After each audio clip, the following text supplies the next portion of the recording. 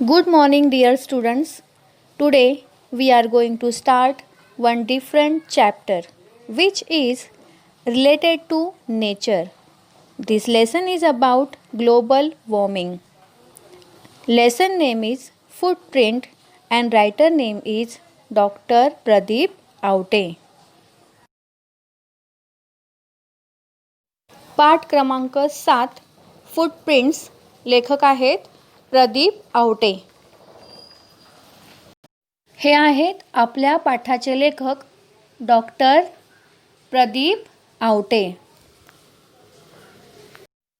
विद्यार्थी मित्रांनो, आपल्याला सर्वांना माहीतच आहे की आपल्या पृथ्वीचे तापमान हे दिवसेंदिवस वाढतच आहे आणि त्यामुळे आपल्याला भविष्यामध्ये अनेक संकटांचा सामना करावा लागणार आहे.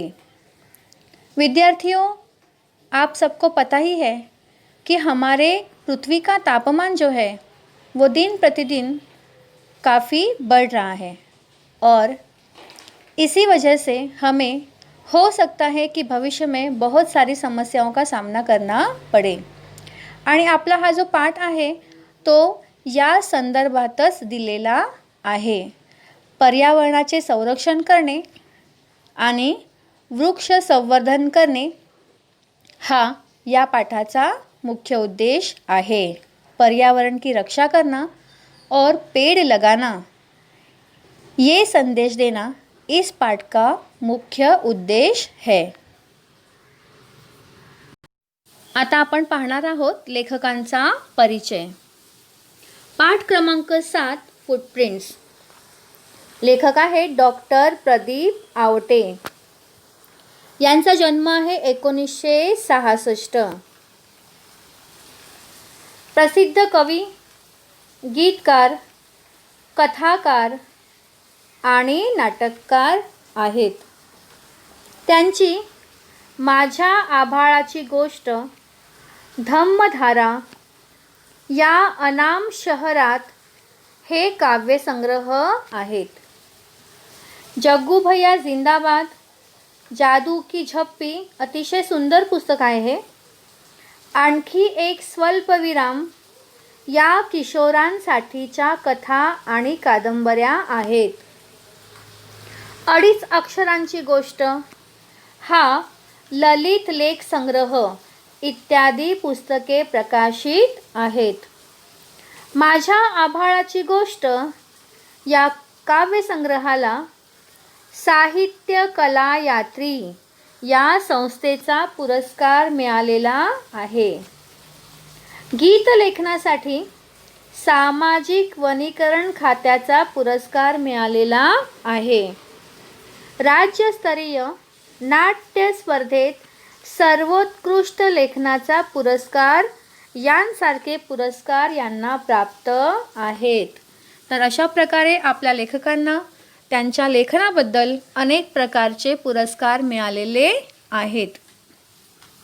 आता आपण लेखकांचा परिचय पाहिला आणि आता आपण पाहणार आहोत की या पाठाच्या माध्यमातून लेखकांना काय संदेश द्यायचा है. अब हम देखने वाले हैं कि इस पाठ के माध्यम से लेखक हमें क्या संदेश देना चाहते हैं. हा है आपला पाठ परिचय. अतिशय महत्त्वपूर्ण असा हा परिच्छेद आहे. ग्लोबल वॉर्मिंगमधून आपल्या धरणी मातेला वाचवण्यासाठी ग्लोबल वॉर्मिंग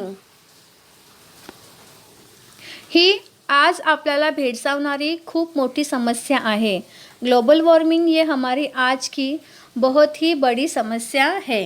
तो इसमें से बचाने के लिए, यातून आपल्याला वाचवण्यासाठी वृक्ष संवर्धनाबरोबरच वृक्ष संवर्धन करणे, वृक्षांची झाडांची रक्षा करणे हे तर आवश्यक आहेच, पण त्याबरोबरच उसके साथ ही वैयक्तिक वाहनांऐवजी सार्वजनिक वाहतूक व्यवस्थेचा अधिकाधिक वापर करावा. वैयक्तिक वाहन म्हणजे खाजगी वाहन मीन्स प्रायव्हेट व्हेकल. तर आपल्याला खाजगी वाहनांचा उपयोग कमी करायचा आहे, मतलब प्राइवेट व्हीकल का इस्तेमाल करना हम लोग को कम करना है आणि आपल्याला सार्वजनिक वाहतूक व्यवस्था म्हणजेच पब्लिक ट्रान्सपोर्टेशनचा आपल्याला जास्तीत जास्त वापर करायचा आहे, जेणेकरून प्रदूषणाचं प्रमाण हे कमीत कमी होईल। हम लोगों को प्राइवेट व्हीकल के बजाय पब्लिक व्हीकल का इस्तेमाल करके प्रदूषण की समस्या को कम से कम करने की कोशिश करनी है। त्यासाठी आपली जीवनशैली बदलावी, जीवनशैली लाईफस्टाईल असा संदेश प्रस्तुत पाठात लेखकांनी दिलेला आहे आणि आपल्याला ही समस्या दूर करण्यासाठी म्हणजेच ग्लोबल वॉर्मिंगची समस्या दूर करण्यासाठी सर्वांनी एकत्र प्रयत्न केला तरच ही समस्या दूर होऊ शकते। अगर हमने सब मिलकर साथ में कोशिश की तो ही ये समस्या दूर हो सकती है।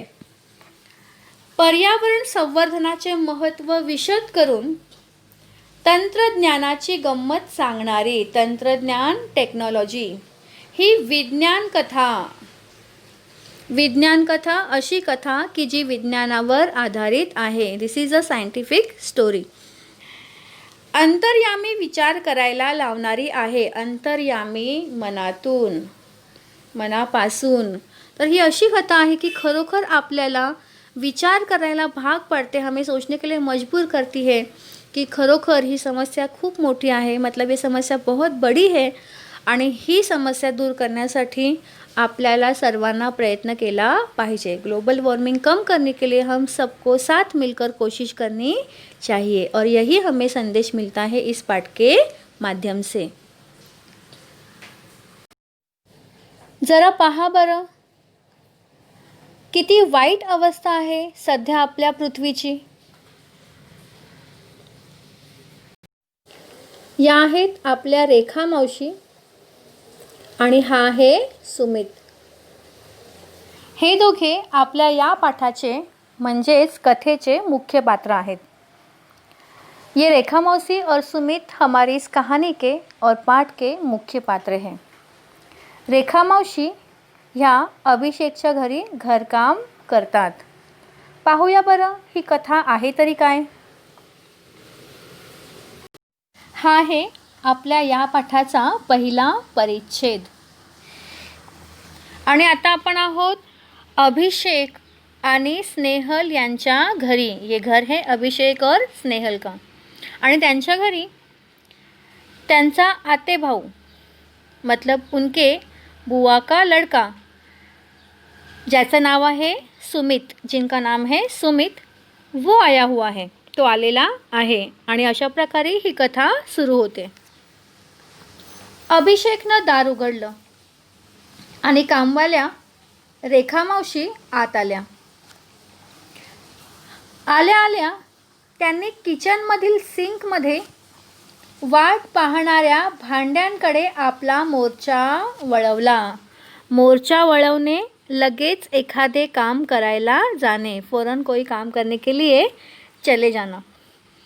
अभिषेकने दरवाजा खोलला आणि रेखा मावशी ज्या त्यांच्या घरामध्ये काम करतात, घरकाम करतात, त्या आतमध्ये आल्या। रेखा मौसी जो उनके घर में घर का काम करते हैं वो आ गए आणि आल्या आल्या त्याने किचनमधील सिंकमध्ये गेल्या, कारण तिथे भांडी मतलब बर्तन उनका इंतज़ार कर रहे थे। अभिषेकला आज उठायला उशीर झाला होता। आज अभिषेक थोड़ा लेट उठा था।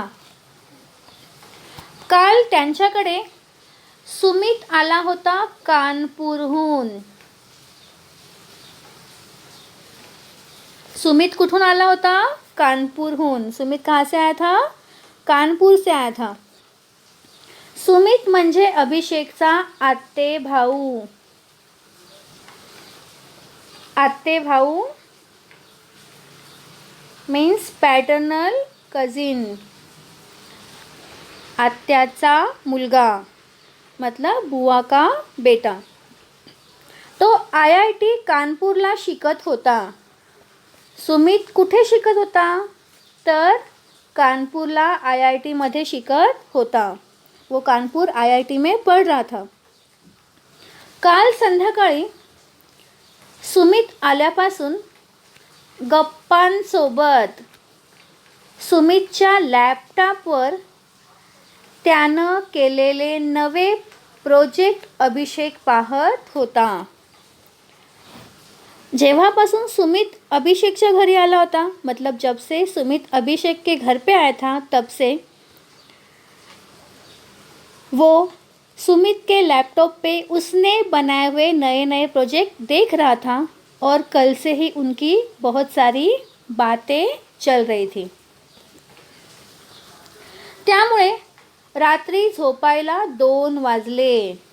2 बजे तक वो लोग बातें करते बैठे, क्योंकि काफ़ी दिनों के बाद वो लोग मिले थे. काय हो हे, तुम्हीच फरशी पुसता आणि तुम्हीच घाण करता. हॉलमधून स्नेहलचा आवाज आला. स्नेहल रेखा मौशींकडे पाहून ओरडते. स्नेहल रेखा मौसी को चिल्ला रही है कि ये आप क्या कर रहे हो. फर्शी, फर्शी मीन्स टाइल्स, कि आप ही साफ सफाई कर रहे हो और आप ही ज़मीन को गंदा कर रहे हो. अभिषेक हॉलमध्ये आला तर रेखा मावशी फरशी पुसत होत्या, वो पोछा लगा रहे थे. पण मागे त्यांच्या पायाचे काळे मळकट काळे कुट्ट डर्टी ठसेचा मराठी अर्थ आहे खुणा किंवा पाऊल खुणा, मीन्स फुटप्रिंट्स, पुसलेल्या फरशीवर उमटले होते. उमटणे मीन्स दिसत होते. स्वच्छतेची भोक्ती असलेली स्नेहल. स्नेहल कोण आहे, तर स्नेहल अभिषेकची बहीण आहे. मतलब स्नेहल अभिषेक की कौन है, बहन है. स्वच्छतेची भोक्ती असणे, स्वच्छता मीन्स क्लीननेस, साफसफाई. भोक्ती असणे हा वाक्प्रचार आहे. भोक्ती असणे मीन्स आवडणे, मीन्स शी लाइक्स क्लीननेस, तिला स्वच्छता आवडते. आणि स्नेहल पाहते, स्नेहल देख रही है कि रेखा मौसी लादी पुसता है, मतलब रेखा मौसी पोछा लगा रहे हैं और उनके ही पैरों के काले निशान उसी ज़मीन के ऊपर वापस से वहाँ पर बन रहे हैं और गीली ज़मीन गंदी होती जा रही है. और इसके वजह से स्नेहल उनको चिल्ला रही है. आणि म्हणून रेखा मावशींच्या पायांचे ते काळे ठसे पाहून, जमिनीवर झालेली ती घाण पाहून, जमीन पे हुई उस गंदगी को देखकर स्नेहल रेखा मौसींना ओरडत आहे. स्नेहल रेखा मौसी के ऊपर चिल्ला रही है. स्नेहल त्यामुळे त्रासली होती. त्रासने, परेशान होणे, वैतागणे. रेखा मावशी ही बिचाऱ्या वरमल्या होत्या. वरमणे हा एक वाक्प्रचार आहे, एक वाक्प्रचार है. वरमनेचा अर्थ आहे लाज वाटणे, मतलब शर्मिंदा होना. रेखा मौसी भी बहुत शर्मिंदा हुई कि इतनी साफ ज़मीन है जिसको वो खुद ही पोंछ रहे हैं और उनके ही पैरों के गंदे निशान उस ज़मीन पर वापस से बन रहे हैं. त्यांना खूप लाज वाटली की त्या स्वतः लादी पुसता आहेत आणि त्यांच्याच पायांचे ठसे त्या स्वच्छ जमिनीवरती पुन्हा उमटत आहेत. पुढच्या परिच्छेदामध्ये रेखा मावशी स्नेहलला समजावत आहेत. रेखा मावशी स्नेहल को समझा रहे हैं. आओ स्नेहाताई, मी कुठं एसीत बसून शान काम करते बाई. रेखा मावशी म्हणतात स्नेहलला की स्नेहाताई, मी कुठे एसीत बसून शान काम करते. ही जी भाषा आहे, ये जो लैंग्वेज है, ती स्थानिक भाषा है. मतलब ये लोकल लैंग्वेज यहाँ पर इस्तेमाल की गई है. कारण रेखा मावशी या अशिक्षित आहेत, त्याच्यामुळे त्या अशुद्ध मराठी बोलतात आणि म्हणून इथे काही वेगळे शब्द आलेले आहेत. क्योंकि रेखा मौसी पढ़ी लिखी नहीं है, इसीलिए कुछ अशुद्ध शब्दों का प्रयोग यहाँ पर वो कर रहे हैं. तर त्या म्हणतात मी कुठे AC मध्ये बसून काम करते, मतलब मैं कहाँ AC में बैठकर काम करती हूँ. शेणा मातीत काम करावं लागतं. शेणा मातीत म्हणजे घाणीत, इन द डर्ट, की मला घाणीमध्ये काम करावं लागतं. आणि आमच्या वस्तीचा रस्ता बी समदा उखणलाय. आणि आमच्या वस्तीचा रस्ता मतलब हमारे बस्ती का रस्ता. बीचं मीनिंग आहे आणि, ऑल्सो. समदा मीन्स एंटायर, पूर्ण. उखणलाय म्हणजे खोदलाय. रेखा मावशी स्नेहलला समजावत आहेत की स्नेहलताई, मी AC मध्ये बसून काम नाही करत बाई. मला शेणामातीत म्हणजे घाणीत काम करावं लागतं. आणि आमच्या वस्तीचा संपूर्ण रस्ता खोदला है, मतलब मुझे गंदगी में काम करना पड़ता है और हमारे बस्ती का सारा जो रास्ता है उसको खोदा हुआ है. समधी धूळ लागते पायासने. नेहमी माझ्या पायांना धूळ लागते, मतलब हमेशा मेरे पैरों को इस वजह से धूल मिट्टी लगती है. अन 10 मिनिटाला, 10 मीन्स 10 10 टाइम्स, 10 मिनिटाला हातपाय धोयाला मीन्स टू वॉश, हातपाय धुण्यासाठी.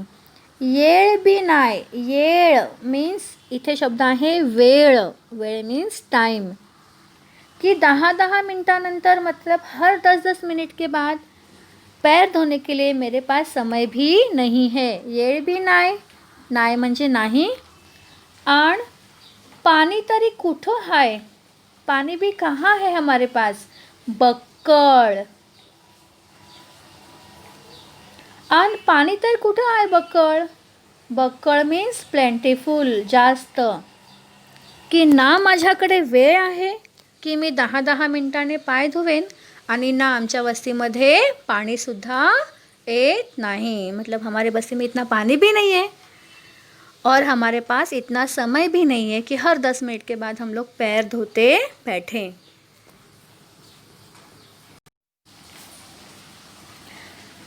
आता रेखा मावशींचे हे बोलणे ऐकून खरोखरच स्नेहलला फार वाईट वाटले. मतलब रेखा मौसी की ये सब बातें सुनकर सच में स्नेहल को बहुत बुरा लगा कि उन्होंने रेखा मौसी को ऐसा क्यों कहा. सॉरी मावशी, खरंच सॉरी. आपण त्यांच्या मळकट पायांबद्दल बोललो, मळकट, डर्टी, मळलेल्या पायांबद्दल बोललो असं याचं स्नेहललाही कसं तरी वाटलं. कसं तरी वाटणे, खूप वाईट वाटणे, मतलब स्नेहल को भी बुरा लगा कि क्यों मैंने उनके मैले पैरों के बारे में इतना कुछ कहा. तिला टाचेला फाटलेली, टाच मीन्स हिल, पायाची टाच, पैर की एड़ी.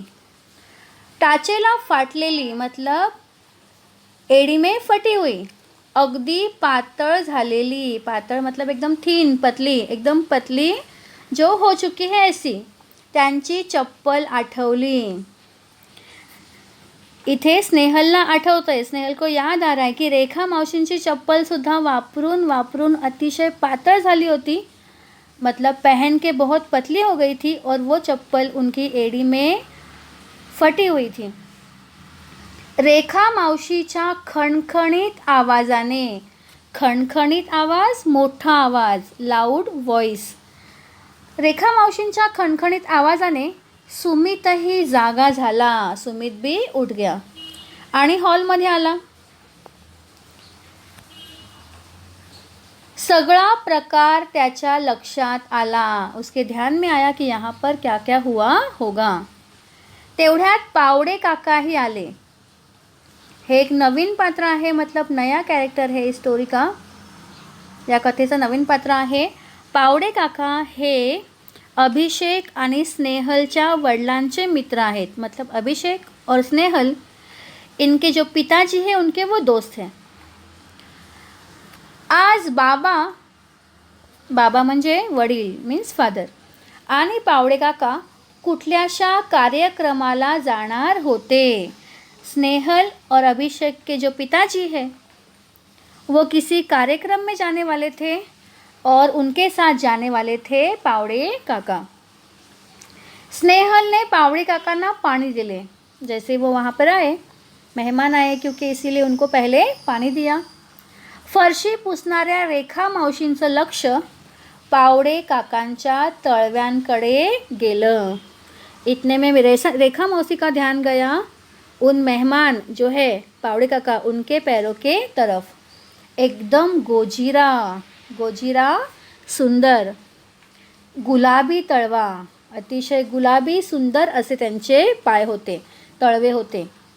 कुठे चिरण्या नाहीत की काही नाही, चिरण्या क्रॅक्स दरारे, त्यांच्या पायाला कुठेही चिरण्या नव्हत्या, चिरा नव्हत्या। एकदम लोण्यागत पाय हाय काकांचा। रेखा मावशी स्वतःशीच पुटपुटणे बडबडणे, एकदम लोण्यागत। लोणी मीन्स बटर, मक्खन की तरह पैर है इन काका का, असं रेखा मावशी मनातल्या मनात पुटपुटल्या, मन में ही वो बडबडाए। त्यांनी स्वतःच्या पायांकडे पाहिले। रेखा मौसी खुद के पैरों की तरफ देख रही है। पायाला कितीतरी चिरण्या पडल्या होत्या, खूप सारे चिरा पडल्या होत्या त्यांच्या पायाला, बहुत सारे दरारे उनके पैर में थे। माती धूळ बसून त्या काळ्या पडल्या होत्या आणि त्यांच्या पायाला ज्या चिरा पडल्या होत्या त्या चिरांमध्ये उन क्रैक्स के अंदर धूल मिट्टी जाके वो काले पड़ गए थे, त्या काळ्या पडल्या होत्या। अभिषेक स्नेहलचे बाबाही तयार होऊन हॉलमध्ये आले और इतने में वहाँ पर अभिषेक और स्नेहल के पिताजी भी वहाँ पर हॉल में आ गए। मामा, मी एक ॲप तयार केलं आहे। त्या ॲपच्या सहाय्याने मदतीने आपण कोणाचे पाय किती स्वच्छ आहेत हे सांगू शकतो, सुमितनं सांगितलं। इथे सुमित त्याच्या मामांना म्हणजेच अभिषेकच्या वडिलांना काही सांगतोय।